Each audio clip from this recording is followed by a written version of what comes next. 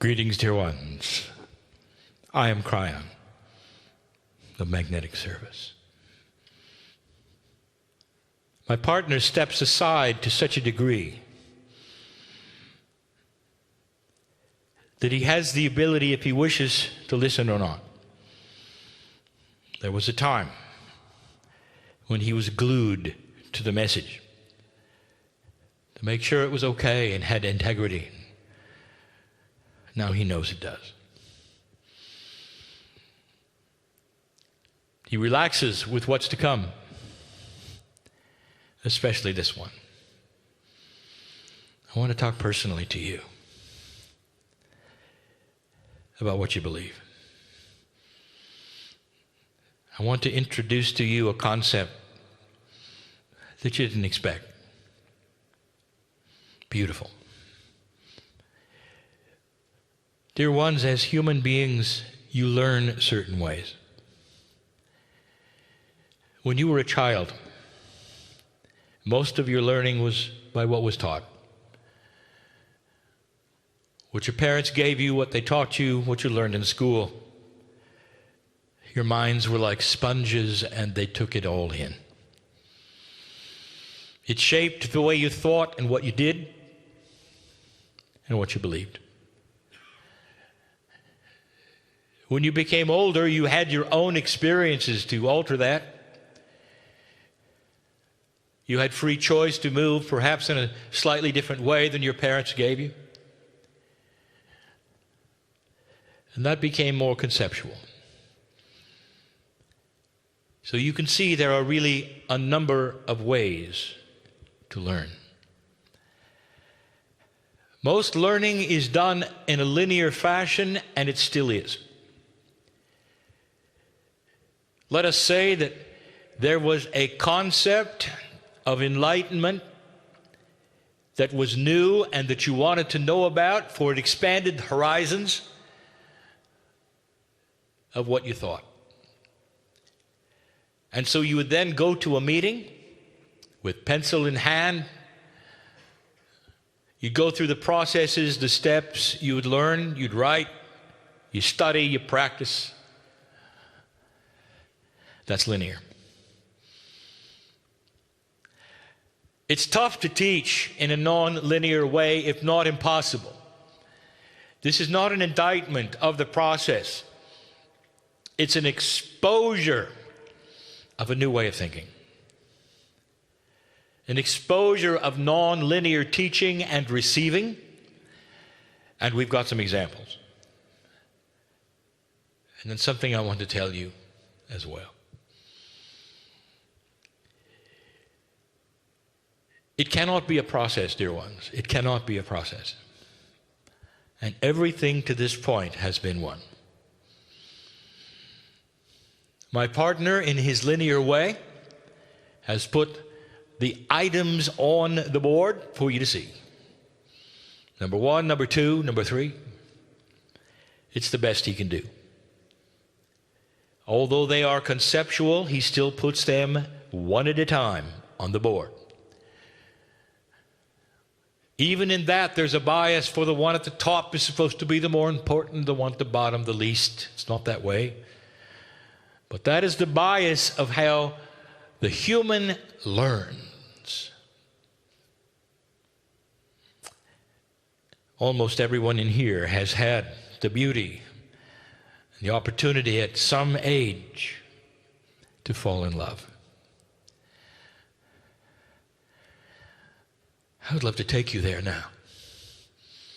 In remembrance, if you're not already aware, of what that was like. Everything was fine. Didn't matter whether you had food the next day or not. Didn't matter what your friends thought or not. You were glued to the other person, and you were in love. And if it was reciprocated to the same degree, the world was perfect. It didn't matter who was fighting who or what was on the news that day. It didn't matter. Because there was a concept that was not a process, that is unexplainable, that you were sitting in the middle of it and cooperating with the other. a state of mind. And if I ask you right then, do you believe in love? You would give me a treatise. Poetry would flow out of you, even if you weren't a poet, because of what you were feeling. Belief was 100%.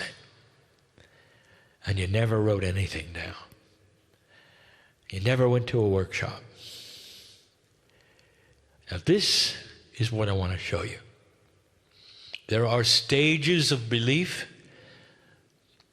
but they're none a process. Not one is a process.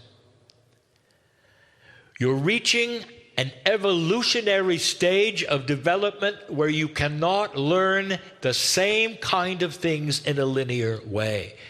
Now, don't get me wrong. The teacher can present them in a linear way, give them to you so that you can process and not become a process. You can cognize them. A new word. Cognize means that you pull them to yourself.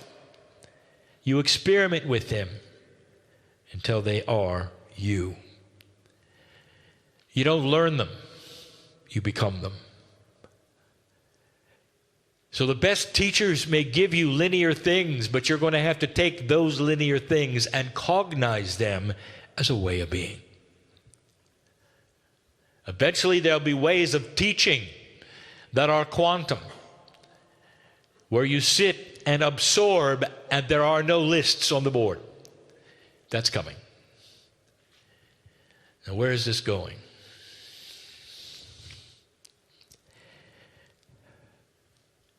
Let's say I ask you a question right now. Now, this is a rhetorical question. You don't have to answer it, but I would like you to think of it as a real question, or set of questions that you answer not out loud, but almost. I want you to think the answer.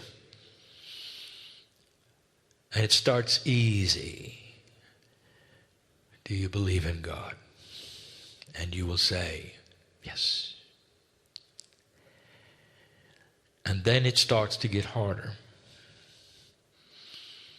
Do you believe you have a purpose in life that is related to the Creator?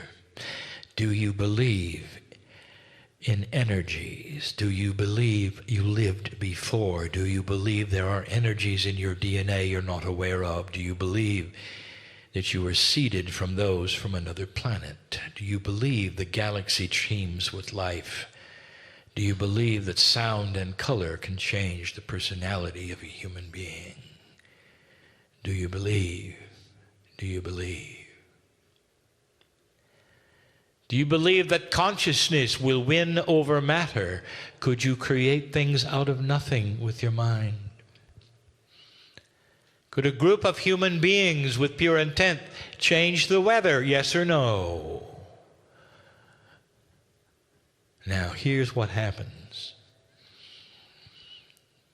Even in an astute group like this, who has traveled all of the distance, genuine light workers, pure intent, in love with God, you'll all say yes to all of them. I know who you are, and I know you don't mean it. Is that shocking to you?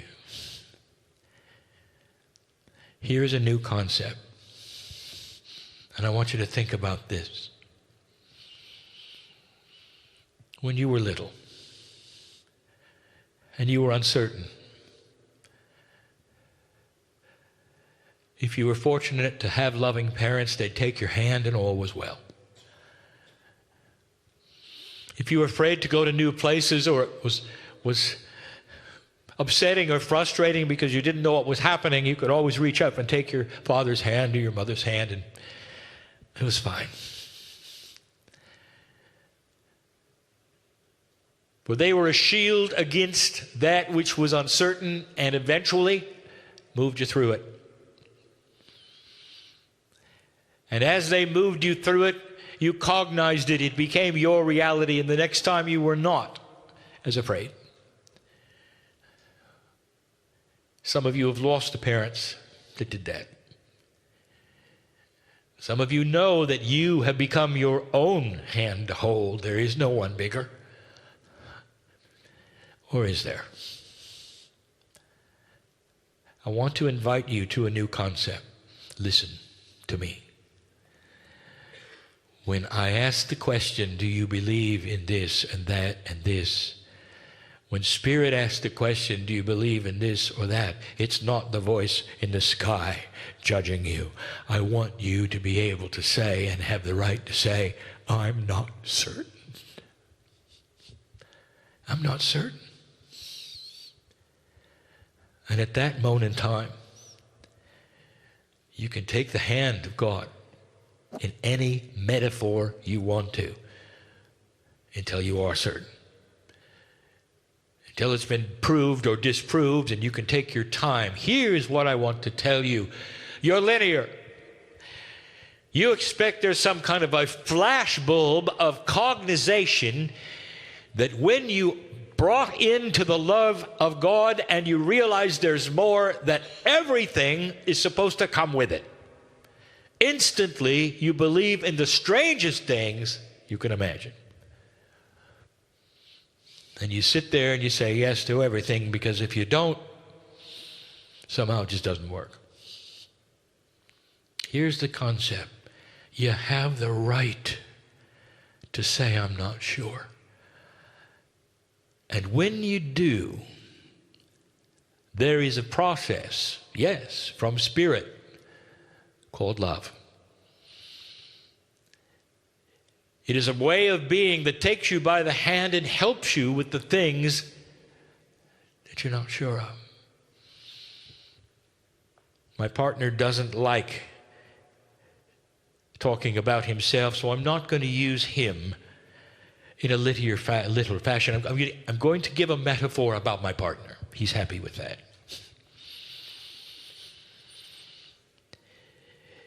When the engineer was looking at Kryon, he laughed. For it was not his reality. He was practical and stubborn. Now that he's a light worker, he's practical and stubborn. You see, those don't matter. He was looking for a house in the fog. A house he was told was there. He was told he was there by his spiritual guidance. That is, when I first came into his life with the concept of benevolence and love and largeness of spirit, he felt it. He wanted more and he looked for it. There are those who told him not to look for the house in the fog because if he found it, it would grab him and take his soul. But he looked. He couldn't help but look because it felt so good. As an engineer in simplicity, he wanted to find the house in the fog, open the door, and feel he was home. It's a metaphor. Eventually he did. He couldn't see the house until he got right up to it. So shrouded it was. He was told pure intent. He had to ask. He had to want to. It wasn't going to show itself. He had to search, and he did. He opened the door and he found the house, and there he was in the house of the fog. And there were all those around him and said, wait till you see the rooms. Oh, they're filled with magic. And this is where my partner had the problem. Because right there, if I ask him the question, do you believe in God? He'd say, yes, with all that is in me. Do you believe God loves you? Yes. Do you believe God is a part of you? Yes. Do you believe in this energy that is the creative source and that you are part of it? Yes, I can feel it. I am that. Do you believe in reincarnation? No. Why? I'm not sure. What about sound and color healing? I'm not sure. What about the ability to create things with your reality? I'm not sure. My partner began channeling without ever entering the rooms. It took him years to open the door to past lives.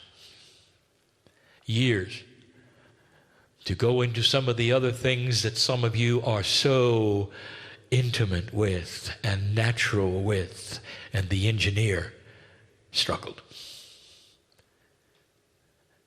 And what we told him then, as we held his hand, if you want to enter the houses that you're uncertain of, we'll be there to hold your hand until you are sure, or until you shut the door. Complete and total free choice to go at your own pace to the things that perhaps are more advanced in what you call the knowledge of the way things work. My partner found out quickly that there are stoppers. That is, things that will stop you from ever opening the door to the next houses. You may stay there and say, God is real, God is in my life, I believe, and that's it. I'm not going to go any farther. Sometimes it's peer pressure in society that tells you not to. And that creates fear. But that's not the worst one, dear ones, because we are filled in this room with warriors of the light. And a warrior will pierce through and not be afraid. That's not the worst one. The worst one is what happens when you get there and you fall into the linear trap of humanism. Now you see it. Now you try it. And now you're worried about everything. I'm not doing it right. This doesn't seem to be working. I've done A, B, and C. I did not get D like I was told. Since I didn't, I'll try something else. Or worse, I didn't achieve it correctly. Or worse, I didn't do it right, and now I'm in trouble. How do I undo this, Kryon? Like God has a blackboard checking things off that you're doing right and wrong. When your mother and your father took your hand when you were distressed, were they checking off a blackboard, or were they just trying to help you? I want to tell you something. Warrior, I want the warrior to become a warrior. Stop it. Stop judging you because God does not do it. Why should you? This is linear human programming. And you don't need it. It's okay not to be certain. In fact, it's time to be honest. And here are the questions yet again. Now sit there in all love and honesty with yourself. Don't lie to yourself. And every single answer that you have for yourself, God is there listening and smiling because the answers are already known. The hand comes down for any of you with an answer that perhaps is different than the first time. Do you believe in a benevolent creator that is inside you? Do you believe that creator loves and cares about you? Do you believe you've lived before? Here we go. Is there any evidence in your life that you might be able to change who you are by pulling upon the past akash of who you used to be? And the more complex and conceptual it gets, the more you're able to say, I'm not certain. And I want you to be able to say that. This is how it works. It's not a process. You cognize things because over time you experience intuitive thought. And over a period of time, these things make sense as you connect the dots, and you're no longer afraid. Soon they become your reality. Often there is a hierarchy of how long it takes. Slowly, little by little, the man in the chair is the example. In his stubbornness, in his practicalness, he opened those houses of magic so slowly that only a few years ago were they all opened. Now he has a complete picture and he teaches it as a complete picture. But if anyone were to tell him that he had to believe in all of them, he would never have even found the house in the fog. Dear ones, the message today, it's okay not to be certain. There's a hand that you can take that'll walk you right through it, step by step, piece by piece, at your own rate, while you continue to love God. That's all we care about. That you find the seed inside, the seed that is the Creator. Blessed are the ones in the chairs and listening to this who have gotten what I'm talking about now. This is the land where we can speak these truths and you would understand them. And so it is.